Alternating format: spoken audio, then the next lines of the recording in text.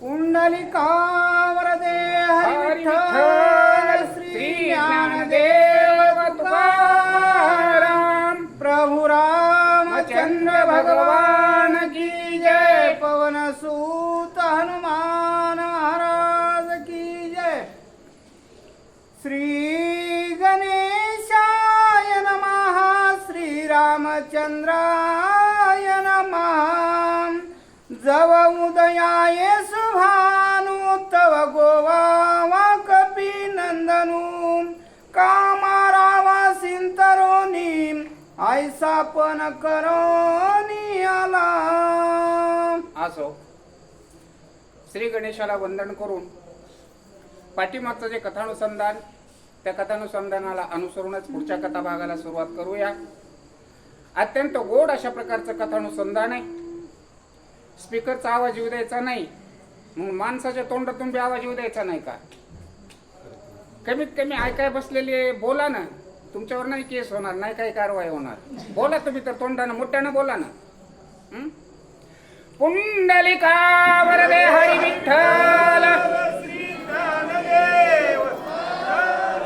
प्रभो रामचंद्र पवन सूत हनुमान महाराज की जय. सत्यमानी माझे वचनवती महापापी दुर्जन न मारिता करीला विघ्न सत्य जान कपिनाथा. माय बाप हो, अत्यंत सुंदर अशा प्रकारचं कथानुसंधान आहे. पाण्यामध्ये जे मगर होती, सुसर होती, तिचा उद्धार झाला आणि उद्धार झाल्यानंतर आपलं जर कुणी काम केलं तर त्याचा उपकार ठेवला पाहिजे. उपकाराची फेड अपकाराने करायची नसते. उपकाराची फेड उपकार करूनच असणारे जाणवायची असते. अप्सरा त्या ठिकाणी हनुमंताला सांगते, हनुमंता तू ज्याच्यावर विश्वास ठेवलास, ज्याच्यावर भरोसा ठेवलास आणि या ठिकाणी पाणी प्यायला आलास, तो विश्वासाच्या लायक माणूस नाहीये. तो बहुरूपी आहे, बहुरूपी. तो साधूच्या वेशामध्ये राक्षस आहे, राक्षस. हो, सोंग साधूच घेतलेलं होतं, त्याच्यावर तू भरोसा ठेवला होतास. त्याचा भरोसा ठेवून या ठिकाणी तू आला होतास. पण हनुमंता त्याच्यावर भरोसा ठेवू नकोस. तो पापी आहे, कपटी आहे. आणि ज्यावेळेस असतं तू इथून जाशील त्यावेळेस असतं त्याचा जीव घ्यायचा, त्याला वाचू द्यायचं नाही. हे माझं असतं म्हणणं. हनुमंता तू पूर्णपणे असतं ऐक आणि माझ्या शब्दावर असतं भरोसा ठेव, असं या ठिकाणी ही अप्सरा हनुमंताला सांगू लागलेली आहे. ऐसे बोलोनी सुंदरी गेली अंतरिक्ष गगनांतरी चाकाटला तो अंतरी कपी केशरी अतिविस्मय. माय बापू, हिताची गोष्ट असते जर ज्या वेळेस माणसाला कोणी सांगतो त्यावेळेस ज्यावेळेस असतं आपण ऐकतो, कारण आपला आपल्यावरच एवढा भरोसा आहे. माणसाचा हा स्वभाव आहे. पण नाथबाबा हनुमंताच्या रूपाने आपली कान उघडणी करत आहेत. प्रत्येक जण असताना अहमपणामध्ये गेलेला आहे, मीपणामध्ये गेलेला आहे. हनुमंताला भरोसा होता, मी रामाचा भक्त आहे, माझ्यापाशी असताना दुष्ट येऊ शकत नाही, कपटी येऊ शकत नाही. मग माझ्या समोर असताना जो आला होता तो एवढा मोठा कपटी आहे. या अप्सरेचा उद्धार झाला, उपकाराच्या पोटी असताना हिचा उद्धार झाला. मी माझ्या डोळ्यानं या ठिकाणी पाहिलं आणि दिव्य देह धारण करून असताना आकाशपंथे निघून गेलेली आहे. स्वतःवर असताना त्या ठिकाणी कपी चाकाटला म्हणी. हनुमंताला थोडस असताना नवल वाटलं, आश्चर्य वाटलं. मी एवढा चतुर, मी एवढा शहाणा, मी एवढा ज्ञानी, मी स्वतःला समजत होतो, पण मी कसा फसलो? मी वेडाय का खुळाय? काय झालं मला? हनुमंत असताना स्वतःकडे पाहू लागलेली आहे. गेली असता स्वर्गांगना शरवरताले कपिनंदना विचारा दरीला निज मनाम दुष्ट हनना लागोनी. तुझं आहे रे तुझं पाशी परी तू जागा चुकलाशी. काय झालं होतं मला? मी असा का फसलो? मी असं फसायला नाही पाहिजे होतं. जो भगवंत असताना माझ्यापाशी आहे, माझ्यामध्ये आहे, मी त्याला पाहण्यामध्ये असताना चुकलो. माझा हा दृष्टीदोष झाला. काय झालं असावं? ज्यानं माझे असतरे डोळे उघडले ते तर असतरे निघून गेली. देवांगणाची अप्सरा असतरी निघून गेली. परंतु जो पापी आहे, जो दुष्ट आहे, त्या दुष्टाचं हाणाने केलं पाहिजे. कारण मला धोका झालेला आहे. हो, म्हणतात ना, दूध पोळल्यानंतर ताक सुद्धा फुकून प्यावं, है की नाही? मी फसलो, परंतु माझ्यात मात्र आता या ठिकाणी डोळे उघडलेले आहेत. त्या दुष्टाला मी सोडणार नाहीये. हनुमंत मनोमान असताना विचार करू लागलेले आहे. रघुनाथा राक्षस दुष्ट अवलोकिताम समूळ उडाली कपटताम श्रीरामदूताची निभिने. मायबाप हो, सहजपणे असताना विचार करा. ज्यावेळेस आपल्यावर संकट येतं त्यावेळेस असताना आपण काय करतो? हो, देवाचं नाव घेतो. हे विठ्ठला, पांडुरंगा, केशवा, माधवा, है की नाही? ज्या देवावर आपला भरोसा आहे. त्यावेळेस हनुमंताने सुद्धा स्वतः अंतर्ज्ञानानं म्हणजे आत्मज्ञानानं असताना त्या ठिकाणी माझ्यामध्ये कुठे विसर पडलेला होता. माझा भगवंत तर दुष्ट नाहीये, मग त्या भगवंतापासून असताना मी कसा दुरावलेलो होतो?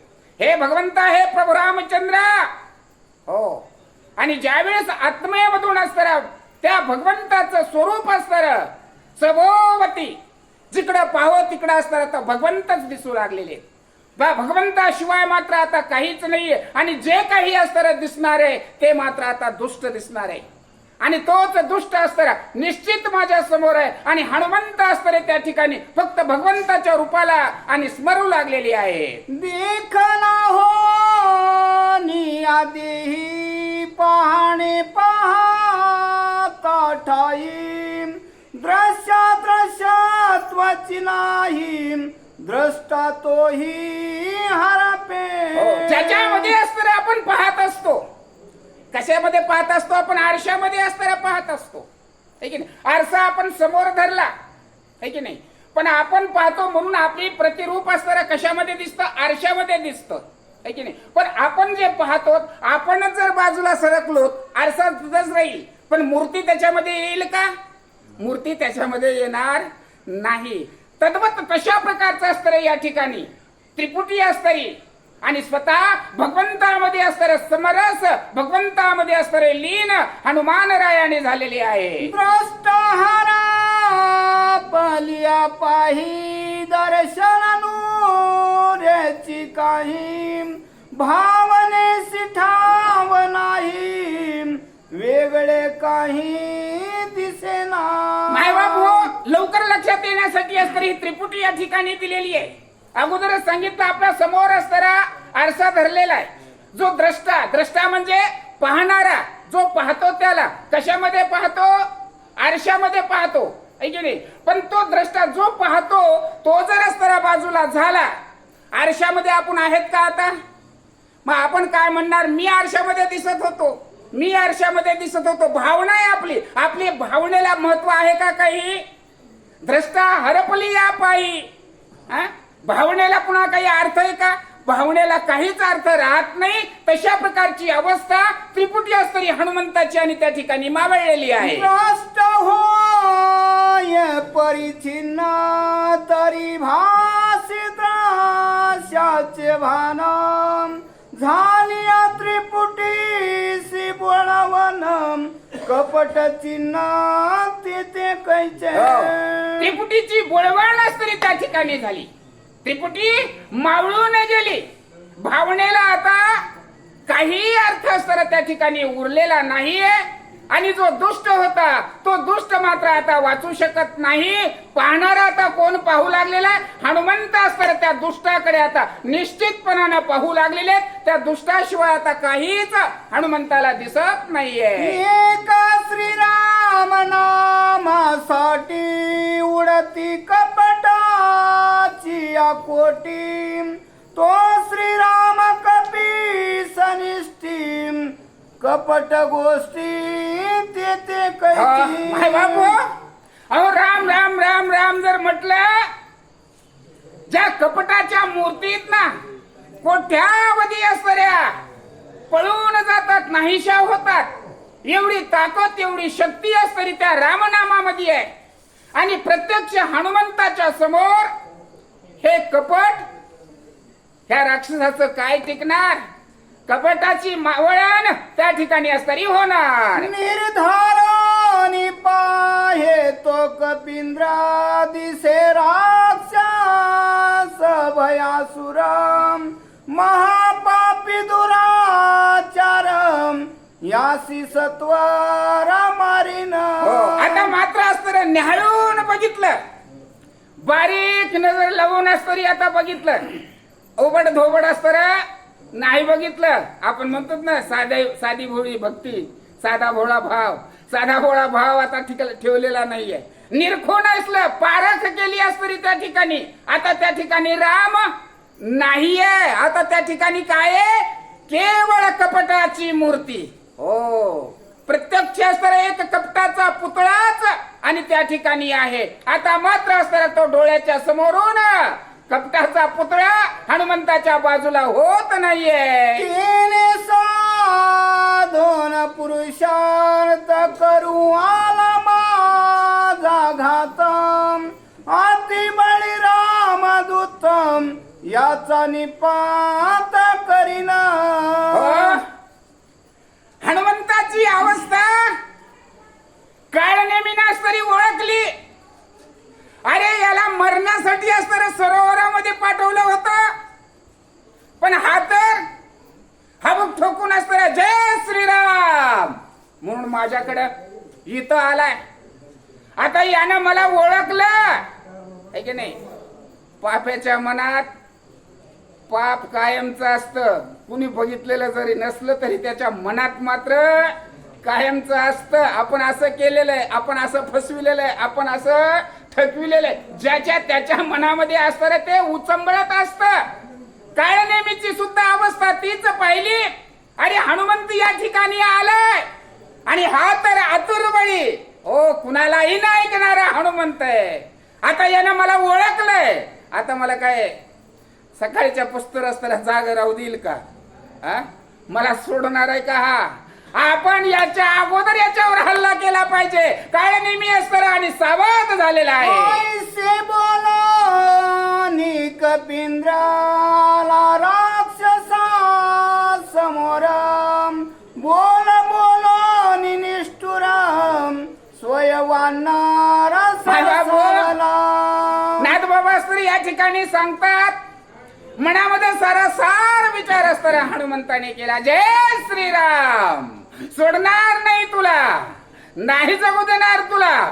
विचार केला आणि ज्या ठिकाणी काळनेमी होता, काळनेमीच्या समोर जाऊन असतरे हनुमंत उभे राहिलेले आहेत. आणि बोलवणे निष्ठुर, नुसते उभे नाहीत राहिले पण सांगितले नाहीत काय बोलले असतील ते. हे लुच्च्या, हे लपांग्या, काय काय बोलले असतील. बोलवणी खूप राग येईल अशा प्रकारचे असणारे शब्द हनुमंत असणारे काळनेमीला बोलू लागले.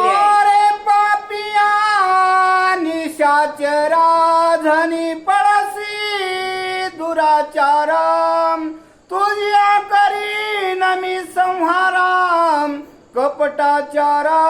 काय बोलले हनुमंत? हे पापिया, हे निशाचरा राक्षसा, साधूचं सोंग घेतलं होतस, गळ्याला है का नाही, गळ्यामध्ये माळ घातली होतीस, कपाळाला अष्टगंध लावला होतास आणि एका साध्या भोळ्या माणसाला मारण्यासाठी असताना कपट योजिले होतास. ओळखीला तुला सोडणार नाहीये.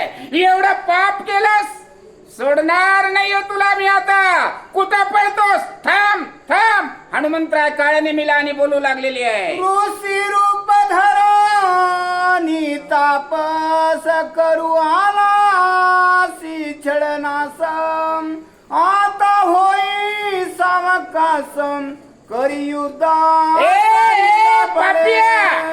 दुष्ट चांडाळा, एका साधूचा रूप धारण केलास, ऋषी सारखा असताना रूप घेतलास, तपस्या करण्यासाठी बसलेला एक साधू आहे, ऋषी आहे असा भाव व्हावा आणि मनामध्ये माझा वध करावा या उद्देशानं थांबला होतास ना हे पापिया. थांब थोडा वेळ. आता आणखीन तुझा सावधपणा झालास का नाही? बेसावध सावध हो, तुला मी सोडणार नाहीये. हनुमंतराय आणि काळ्या नेमीला बोलतात. माझे निहाते त्वरित आजिनवातसी जीवेजितम ऐसे झालो निश्चितम करी पुरुषार्थ निजा पडे. आज हे वांडर इथं आलं आणि एवढं खवसळून बोलायला लागले. ही काय आता आपल्यावर दया मया करणार नाही, आज आपल्याला काय वाचू देणार नाही, है की नाही? मग पुरुषार्थ हो, स्वतःच आपण काहीतरी चमत्कार करून दाखवावी, आपली ताकद दाखवावी अशा प्रकारचा विचार काळ्या नेमी करत आहे. आणि हनुमंत मात्र काळ्या नेमीचा प्राण घेण्यासाठी असणारे तत्पर झालेले आहे. ऐसे बोलता मारुती सरसावला राक्षस मूर्ती रणी जिंकावया कपी प्रतिम साठोपचिती मांडिला. आता काळ्या नेमीला असताना त्या ठिकाणी पाहिलं आणि हनुमंत सुद्धा सरसावलेली आहे. ए राक्षसा सावध हो, हो तुला मी सोडणार नाहीये, तुझा मी आज अंत करणार, तुला मी मारणार अशा प्रकारचा असणारा राग एक मनामध्ये असणारा वेगळ्याच प्रकारची असते स्फूर्ती हनुमंताच्या निर्माण झालेली आहे. कोणी कपीचे उत्तर काळ नेमिनी शाचरम धरित विक्राण शरीरम अति भयासूर भासत. काळ नेमीनं हनुमंताचं रूप पाहिलं.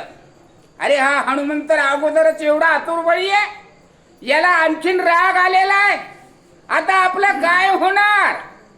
हनुमंताकडं काळ नेमीनं पाहिलं हो, आणि गळ्यामध्ये माळान कपाळाला अष्टगंधन जे काही लावलं होतं ना सगळंच रूप असतं त्यानं बहुरूपाचं सोंग घेतलेलं सोडून दिलं आणि मूळ रूप असतं आता राक्षसाचं अक्राळ विक्राळ रूप असतं आणि काळ्या नेमीनं असतं धरलेले उंच उंच दिप्पाड अशा प्रकारचा काळ्या नेमी भ्यासूर दिसू लागलेला आहे. माड लावून आडवायो जाने पाचम माताचे उभारले कचम जैसे वृक्ष सुळा प्राय. 10 चौक 40 आहे की नाही कोस उंच अशा प्रकारचं असणारं रूप राक्षसाने घेतलेलं आहे आणि 5 चौक 20 कोस लांब आहे का नाही, उंची 40 कोस आणि रुंदी 20 कोस. माणसाचं जीवन असणारे सुद्धा हेच आहे बघा. वयाचे 40 वर्षे आणि वयाचे 20 वर्षे आणि 20 वर्षापासून 40 वर्षापर्यंतच आहे. रामायण साधता येतं, करता येतं, आपलं कर्तव्य असताना निभावता येतं. आणि ही जर काळ जर म्हटला हा जर सोडून दिला ना नाही काही उपयोग नाही बघा. खायला काळण भुईला भार आहेत नुसते भार है की नाही. असा रूप असताना त्या ठिकाणी काळ्या नेमीनं धारण केलेलं आहे. हनुमंतराय काय करतात बोला. समीत मौसाचीचा कळे आता सगळी आशुते नितणत कैसा भास भयासुर. हनुमंतरायांनी असताना जो काळ्या नेमी पाहिला नाथबाबांनी आपल्याला रामायणामध्ये दाखवला. 8 दाढा असणाऱ्या त्याच्या लांब लचक गळ्यात म्हणतात मोठ्याच्या मोठं तोंड पसरलेलं आहे. दाताच्या सांध्यामध्ये मासाचे गोळे असणारे लटकू लागलेली आहे नव्हे, रक्त सुद्धा असणारं त्याच्यामधून वाहू लागलेलं आहे. अशा प्रकारचा भ्यासूर चेहरा आणि काळ नेहमीचा हनुमंतराय पाहू लागलेली आहे. पोहाया तळी बुबुळे खोल जैसे धगधगीत इंगळम तैसे दिसती नेत्र गोळम अति विक्राळ भाई बापू, एवढा प्रचंड असणारा उंचच्या उंच वाढलेला हा राक्षस आहे. त्याचे डोळे असणारे बारीक बारीक असणारे दिसू लागलेले होते.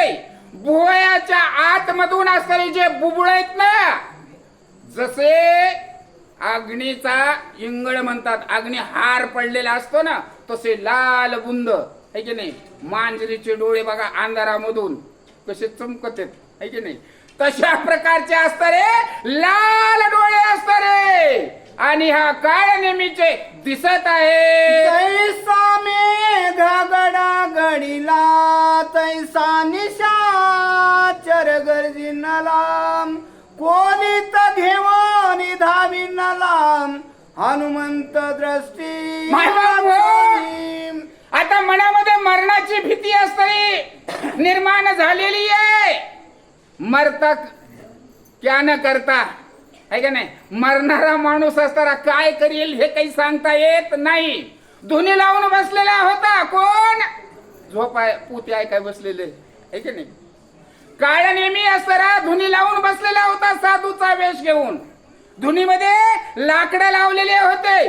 पेटतो लाकूड असताना काळ नेहमीना हातामध्ये घेतलेलं आणि हनुमंताच्या अंगावर धावलेला आहे. प्रतापदे कोणी निशाचरी वेगी वाढला कपी केशरी 10 योजन गगनांतरी उसळोनी दुरी चालिला. हनुमंतानं पाहिलं जण आयत्या चुलीतलं पेटलेलं लाकूड घेतलेलं लाकूड घेऊन माझ्याकडे मारायला येतोय. हनुमंताने सुद्धा असताना मोठं रूप धारण केलेलं आहे. 40 कोस उंच अशा प्रकारची उडी आकाशामध्ये हनुमंताने घेतलेली आहे. जैसा तापला लोह गोळा तैसा परतला गोळा सवेग चालिला सबण जैसा कल्लोळ अग्नीचा. लोहार त्याच्या भटीमध्ये असणारं लोखंड असणारं तापवतो. कसं दिसतो होते लाल गोळा असणारा दिसतो. हनुमंतानं आकाशामध्ये उडी घेतलेली आहे.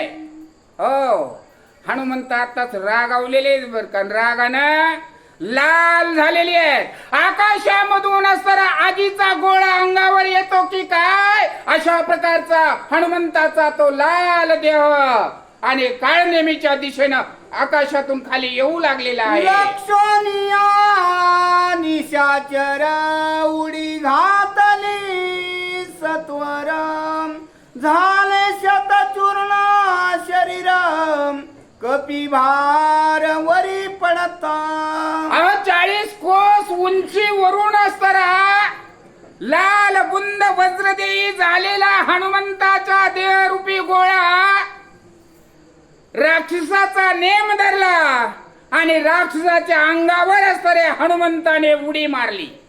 त्यावेळेस काळ नेहमीचे 100 तुकडे झाले म्हणतात. किती 100 तुकडे असणारे काळ नेहमीचे एकाच उडीमध्ये आणि झालेली आहे. तरी राक्षस तुरबळी आक्रंदे दिदली आरोळी कपी तुझी युत समेळी मी रांगोळी करीन. एवढा जोराचा रटा मारला आहे की नाही. तर पण जीव माणसाचा लवकर जात नाही हो, तडफडतो तो आहे की नाही. पण माणसाचा उद्देश असताना तडफडताना सुद्धा तो आवाज बाहेर काढतो. काळ नेहमीच्या अंगावर हनुमंतानं उडी मारली. 100 तुकडे झाले.